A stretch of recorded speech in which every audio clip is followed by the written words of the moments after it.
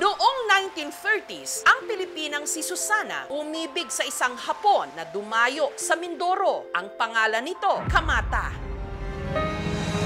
Bumuo sila ng pamilya. Ang pangarap nila para sa 4 nilang naging mga anak, madala ang mga ito sa lupang sinilangan ni Kamata sa Okinawa, Japan.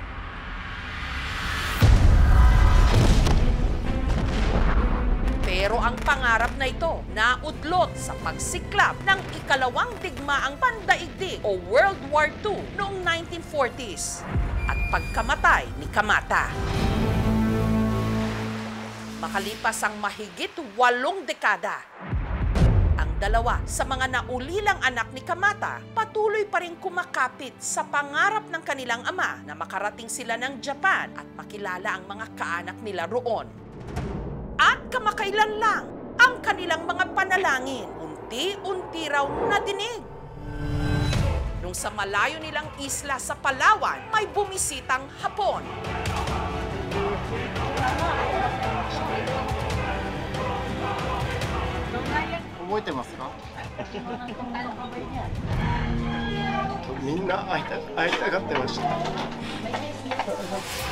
Sila na nga ba ang mga kamag-anak ng yumao nilang ama na Hapon na ilang dekada na nilang gustong makilala?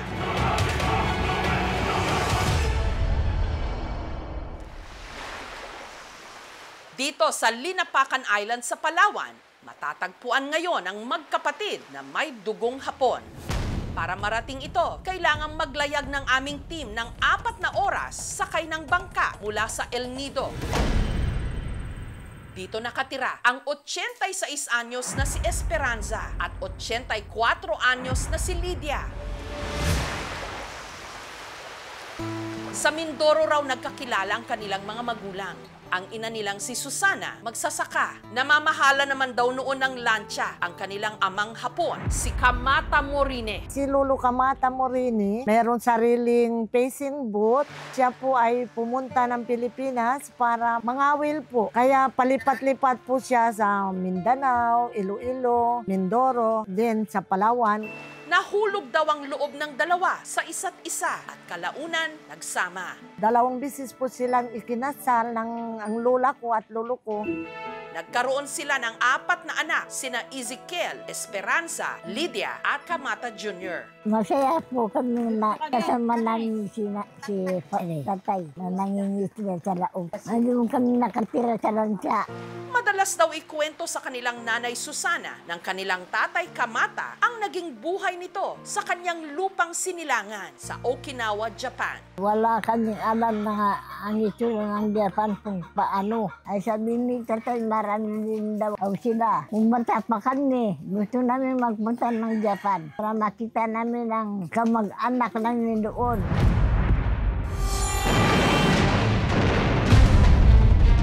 Pero taong 1941, sumiklab ang World War II. Yung pagira, nagbago kami sa mundo kasi takot kami sa mga sundalo. Si Kamata, nagdesisyon daw na dalhin ang kanyang mag-iina sa Japan. Pero Hindi pumayag yung mga kapatid ni nanay na magsama kami sa Japan na layo. Kasi nga po daw po, yung mga Pilipino doon, kapag dumating doon, papatayin daw po. Nalungkot din si tatay. Kami din madala sa Japan. Hindi niya matanggap. Nagkasakit si tatay. Tapos namatay na. kaya ang mag-iina itinuloy ang kanilang buhay sa Palawan. Mahirap na mahirap. Grade 5 ako hindi ko nakatapos. Si ate, grade 6. Taong 1964, si Susana namatay. Sakit yung tiyan. Hindi rin nakapagamot ay wala kami katira-tira. Kinalaunan, sina Lydia at Esperanza bumuo ng sarili nilang pamilya. Ako yung nag-asawa ng 16 years old para mayroon nang magpakain sa akin. Mayroon ng damit. Ay noon, dalaga na kami. 2 piraso lang yung damit namin. 25 years old, nag-asawa si ate. Ngayon, tanging sina Lydia at Esperanza na lang ang nabubuhay sa 4 na magkakapatid. Kahit ilang dekada na raw ang lumipas mula nung yumao ang kanilang tatay Kamata, nananatiling buhay sa kanila ang pangarap nilang makarating sa Japan. Naiisip din namin yung mga kapatid ni tatay kung saan ang buhay nila doon.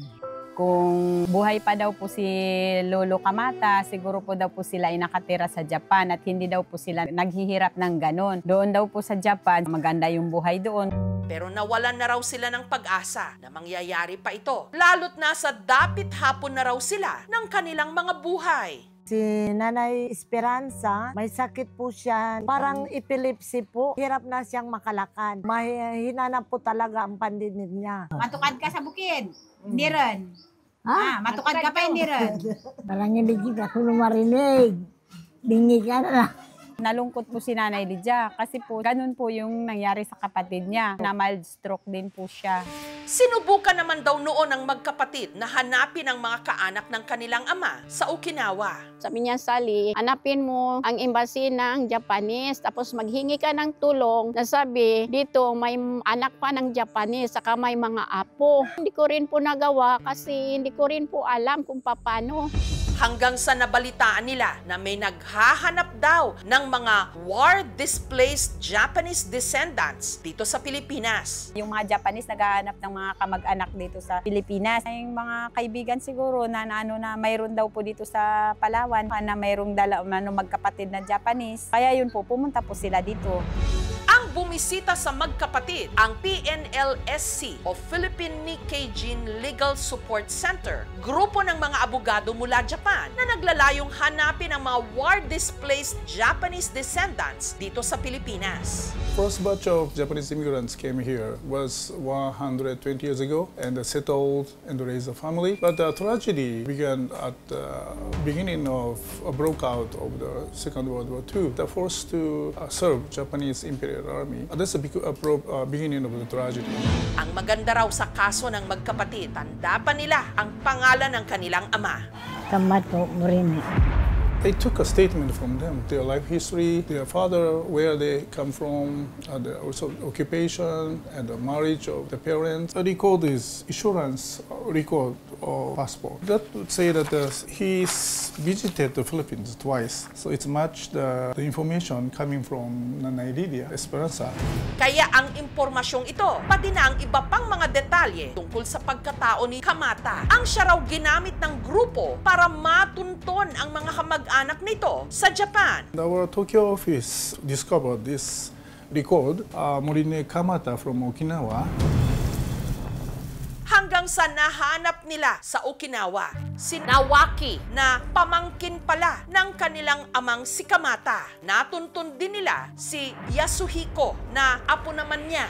僕のお父さんに、猪俣さんの方から連絡がありまして、フィリピンのリナパカンに親戚で渡った人はいますかということで最初問い合わせがありました。王子の方が昔フィリピンに行ってフィリピンで死んだっていうことだけは知っていました。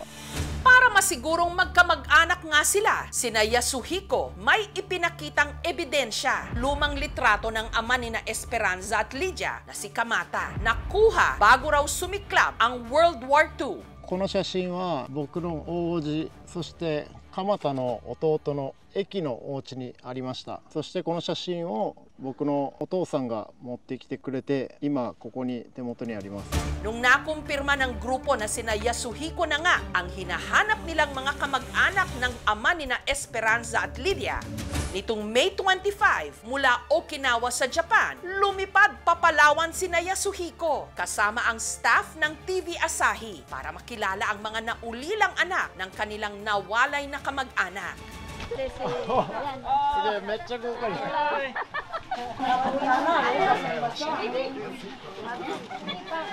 みんな会いたがってました。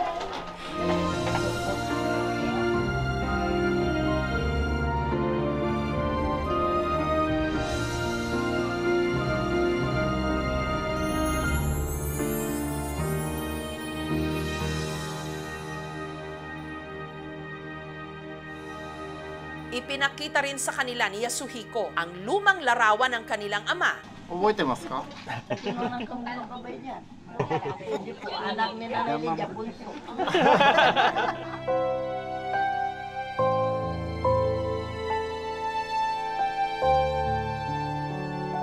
Bakit? nanay.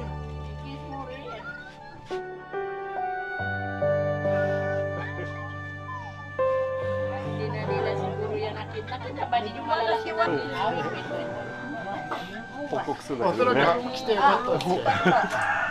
Happy, iyakan, yakapan.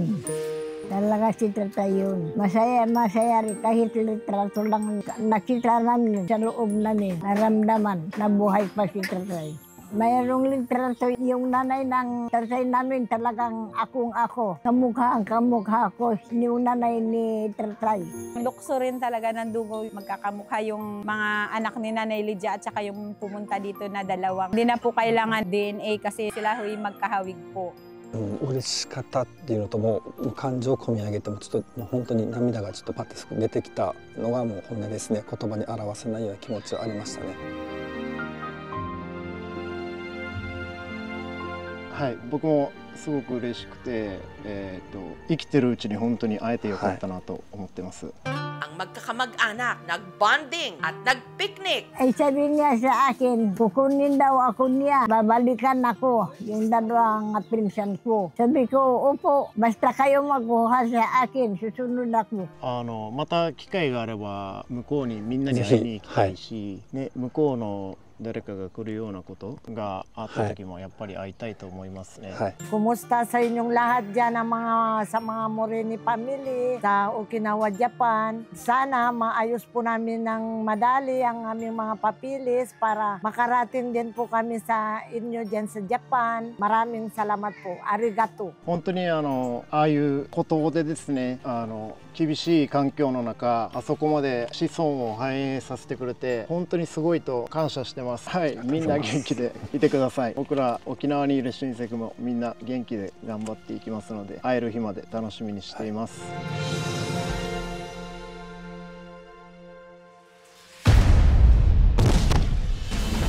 Matagal nang tumigil ang giyera. Pero nanunuot pa rin ang mga idinulot nitong pangungulila. Ang mga naiwan ng kasaysayan, patuloy na naghihintay.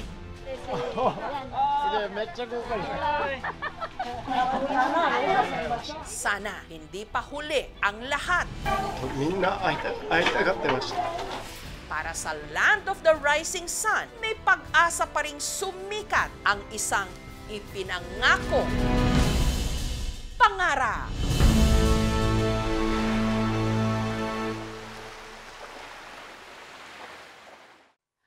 Thank you for watching, mga kapuso. Kung nagustuhan niyo po ang videong ito, subscribe na sa GMA Public Affairs YouTube channel.